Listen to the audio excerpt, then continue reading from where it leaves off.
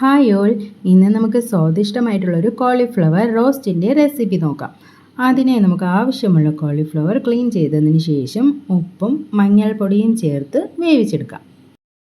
Cauliflower വേവുന്ന സമയം കൊണ്ട് നമുക്കൊരു പാൻ അടുപ്പത്തേക്ക് വെച്ച് വെളിച്ചെണ്ണ ഒഴിച്ച് ചൂടാക്കി അതിൽ ഒരു അല്പം ഇഞ്ചിയും വെളുത്തുള്ളിയും ചതച്ച് ചേർത്ത് വഴറ്റിയെടുക്കാം.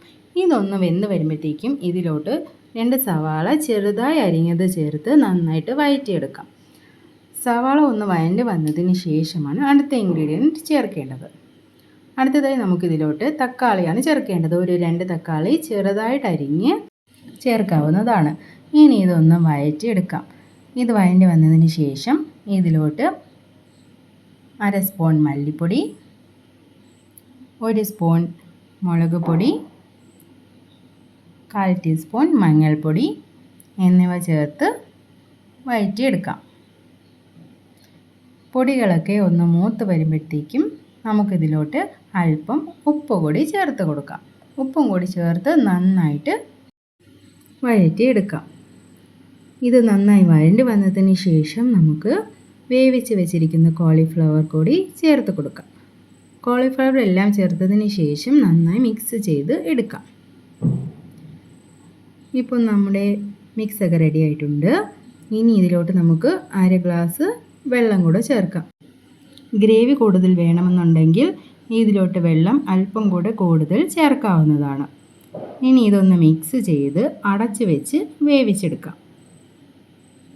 അപ്പം നമ്മുടെ ചാനൽ സബ്സ്ക്രൈബ് ചെയ്തിട്ടില്ല എങ്കിൽ സബ്സ്ക്രൈബ് ചെയ്ത് സപ്പോർട്ട് ചെയ്യണം. ഇപ്പോൾ നമ്മുടെ കോളിഫ്ലവർ ഒരുവിധം റെഡി ആയിട്ടുണ്ട്.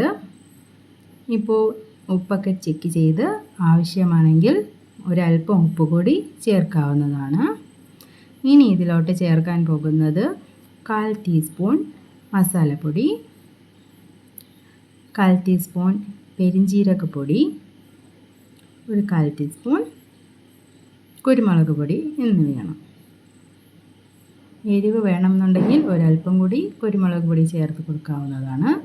ഇനി ഇതൊന്ന് മിക്സ് ചെയ്ത ശേഷം ചെറുതായി അരിഞ്ഞ മല്ലിയില, കറിവേപ്പില എന്നിവ കൂടെ ചേർത്ത് ഒന്ന് മിക്സ് ചെയ്തെടുക്കാം.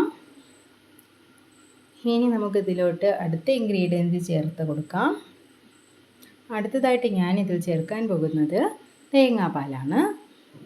ഞാനിതിൽ 1/2 ഗ്ലാസ് തേങ്ങാപ്പാലാണ് എടുത്തിട്ടുള്ളത്. ഇത് കൂടെ ചേർത്ത് ഒന്ന് മിക്സാക്കി ഒന്നുകൂടെ ഒന്ന് കുറുക്കിയെടുക്കാം. ഇപ്പോൾ നമ്മുടെ തേങ്ങാപ്പാലൊക്കെ ഇതിലോട്ട് നന്നായിട്ട് ചേർന്ന് വന്നിട്ടുണ്ട്. ഇനി ഇതിലോട്ട് ചേർക്കേണ്ടത് നെയ്യാണ്. ഞാനിതിലൊരു 2 സ്പൂൺ നെയ്യ് ഒഴിക്കുന്നുണ്ട്. നെയ്യ് കൂടി ഒഴിച്ച ശേഷം ഇതൊരു അല്പനേരം കൂടെ അടച്ച് വെച്ച് വേവിച്ചെടുക്കാം. ഒരു 2 മിനിറ്റൊക്കെ വേവിച്ചാൽ മതിയാകും. ഇപ്പോൾ നമ്മുടെ സ്വാദിഷ്ടമായിട്ടുള്ള കോളിഫ്ലവർ റോസ്റ്റ് റെഡി ആയിട്ടുണ്ട്. എല്ലാവരും ഇതൊന്ന് ട്രൈ ചെയ്ത് നോക്കണം. ട്രൈ ചെയ്തതിന് ശേഷം നിങ്ങളുടെ ഫീഡ്ബാക്ക് അറിയിക്കാൻ മറക്കരുത്.